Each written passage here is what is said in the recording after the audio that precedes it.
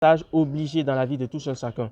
Tout le monde ici, nous connaissons des échecs. Même moi, dans ma vie, j'ai toujours connu des échecs. Mais cela ne doit pas être ici un frein à votre évolution. Parce que l'échec ne vient pas ici pour vous déstabiliser, mais l'échec vient ici pour vous donner une leçon.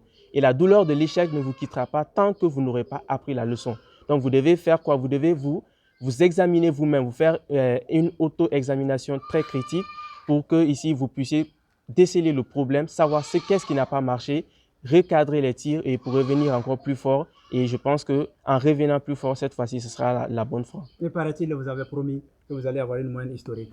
Oui. Bon, je l'avais promis depuis toujours et même à la fin d'année, on avait organisé des interviews entre nous, histoire de le garder en gage de souvenir.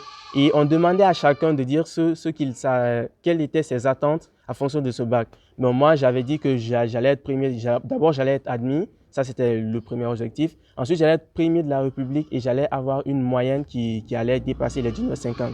Bien sûr que je n'ai pas dépassé 19,50 de moyenne, mais je pense que la moyenne que j'ai atteinte, elle est suffisamment grande et elle est tout aussi historique comme je l'aurais voulu. Donc, je peux affirmer sans ombre de doute que j'ai atteint la quasi-totalité de mes objectifs et j'en suis fier.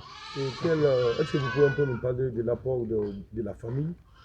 C'est ce que j'ai commencé par dire. L'apport de la famille a été ici incommensurable parce que, je vous l'ai dit, j'étudiais dans une école qui était très éloignée, une école privée. Donc, ça veut dire qu'il y a des frais et aussi il y a des transports, ainsi de suite. Et quand je tombais malade, à chaque fois que je tombais malade, on faisait tout pour que je ne puisse pas manquer de cours. Donc, c'est-à-dire la famille venait directement. Et ce n'est pas seulement, quand je dis la famille, je ne parle pas seulement du papa, de la maman, non.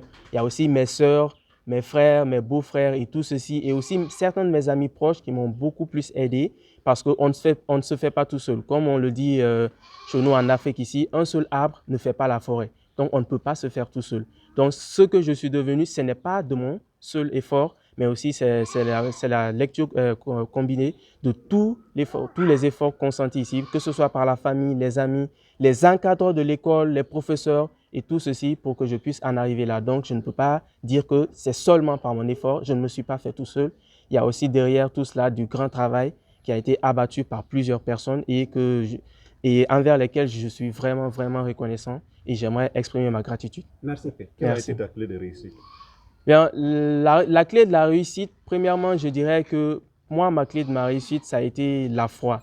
Parce que j'ai toujours eu la foi que j'allais accomplir de grandes choses. Même si dans le passé, je n'ai pas pu faire de grandes choses. Mais aujourd'hui, toutes les fois où je n'ai pas pu atteindre mes objectifs, toutes ces fois sont effacées par aujourd'hui, cette fois. Donc, j'ai eu la foi en Dieu. J'ai mis ma foi en Dieu. J'ai dit que oui, je peux le faire. Et j'ai aussi eu confiance en moi. Et cela aussi, ça s'est accru lorsque j'ai eu autour de moi, c'est-à-dire un environnement des gens, des proches, de la famille qui ont toujours eu confiance en moi. À chaque fois, ils me disaient, oui, tu peux le faire, tu peux le faire.